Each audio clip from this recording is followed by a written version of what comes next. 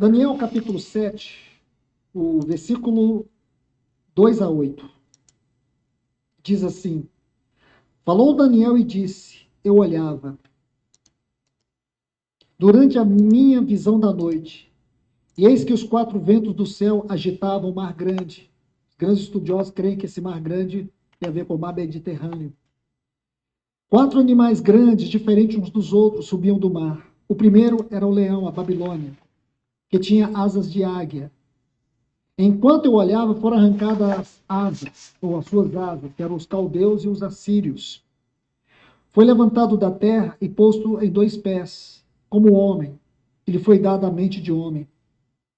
Continuei olhando, e eis aqui o segundo animal, semelhante a um urso, Império Medo-Persas, o qual se levantou sobre um dos seus lados. Por que um dos seus lados? Porque os persas eram mais fortes.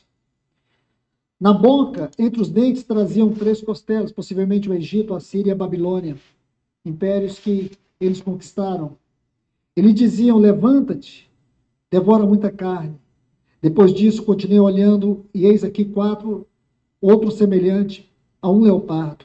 E tinha nas costas 4 costelas, que foram os 4 generais de Alexandre. Ptolomeu, que governou o Egito depois da morte de Alexandre. Depois o Cassandro, que foi para a Macedônia, Grécia, né? O Lisímaco, que foi para a Trácia, a Bitínia.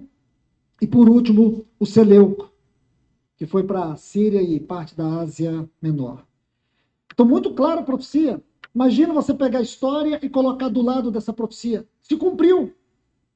Você quer um testemunho maior do que esse?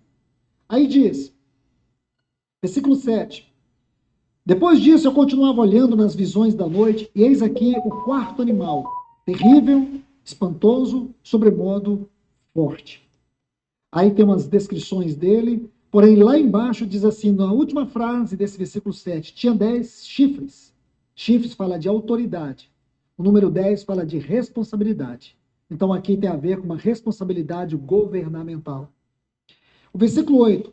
Estando eu a observar os chifres, eis que entre eles, esses 10, subiu outro pequeno, diante do qual 3 dos primeiros chifres foram arrancados. E eis que neste chifre havia olhos, como de homem, uma boca que falava com insolência. Versículo 16.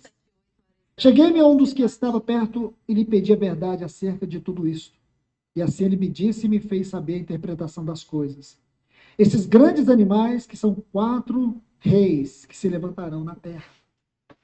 Então tive o desejo de conhecer a verdade a respeito do quarto animal, que era diferente de todos os outros, muito terrível, cujos dentes eram de ferro, cujas unhas eram de bronze, que devorava e fazia em pedaços e pisava os pés o que sobejava.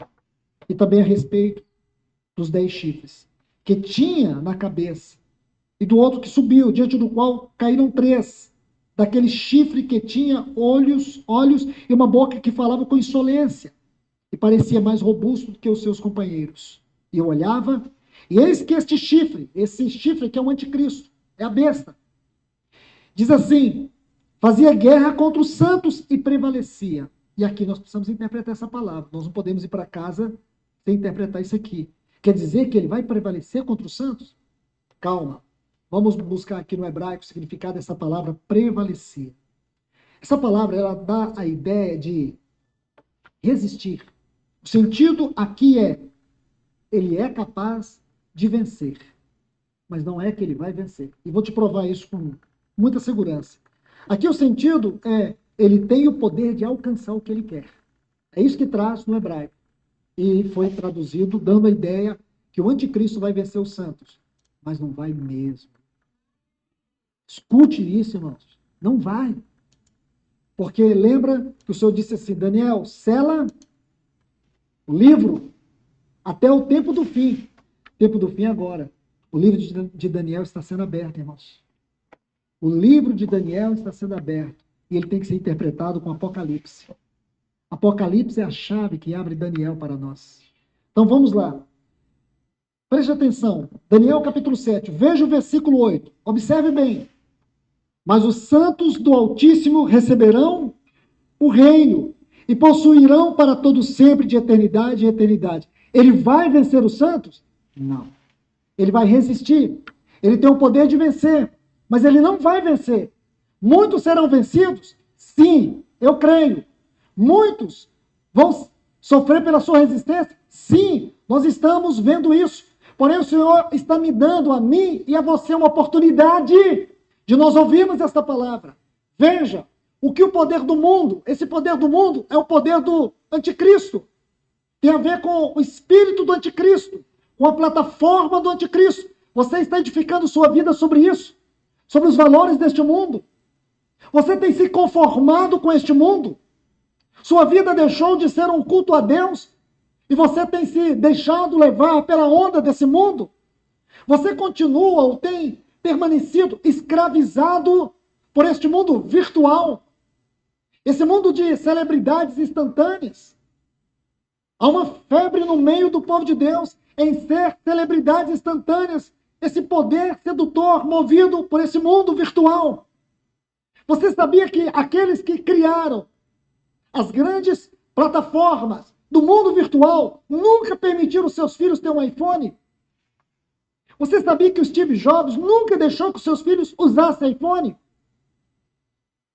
Existem estudos sérios que estão sendo feitos hoje para poder nos mostrar quais são os efeitos danosos de todas as plataformas virtuais. E muito mais, os efeitos devastadores nas próximas gerações. A conclusão é assustadora. E eu falo para vocês, está aí diante de nós. E você negar isso, é você negar que a palavra de Deus vai se cumprir. É você lutar contra o cumprimento da palavra de Deus. Quer você queira ou não, ela vai se cumprir. Nem um tio Deus deixará de fora. Tudo será cumprido. Por isso, eu e você estamos tendo a oportunidade de nos arrepender nesta manhã. E se queremos um despertamento espiritual, ele tem que começar com arrependimento. Hoje, irmãos, isso está devastando os nossos lares. Eu não estou dizendo que celular é uma coisa do diabo, não é.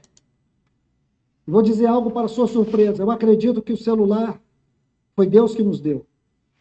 Deus nos deu o celular. Assim como ele deu para Adão e Eva o jardim do Éden. O problema é que Adão não guardou o jardim e a serpente entrou. Essa ferramenta, que pode ser de grande utilidade, até mesmo para a glória de Deus, as pessoas estão transformando em uma devoção, em uma idolatria virtual, onde você tem gastado a maior parte do seu tempo. Aí que está o seu mundo obscuro. Quantos homens aqui, suas esposas não sabem o que existe dentro do seu celular e nem a senha? E o contrário também. E o contrário. Quantas pessoas estão mergulhadas, escravizadas em pornografia virtual? Desejar pecar é pecado. Hoje, com esse mundo metaverso, aqui, ó, eu falei para vocês que ele estava aqui, foi ele que me contou do primeiro batismo de uma comunidade virtual. Falei de você, Thomas. Falei, vocês não vão acreditar em mim? Então, Thomas vai estar esse final de semana, pergunte para ele. Primeiro batismo de uma igreja virtual. Imagina, os avatares sendo batizados. É sério, irmãos? Digo para vocês, isso é para chorar. O que transformar o evangelho hoje? Uma comunidade, não vou dizer o nome aqui, ela criou uma comunidade virtual no metaverso. Inaugurou o primeiro templo. Foi um movimento a nível mundial. Agora converteram os primeiros avatares. E eles foram batizados. Isso é trágico, irmãos. Porque o inferno é real. Satanás é real. O anticristo é real. Isso está destruindo vidas.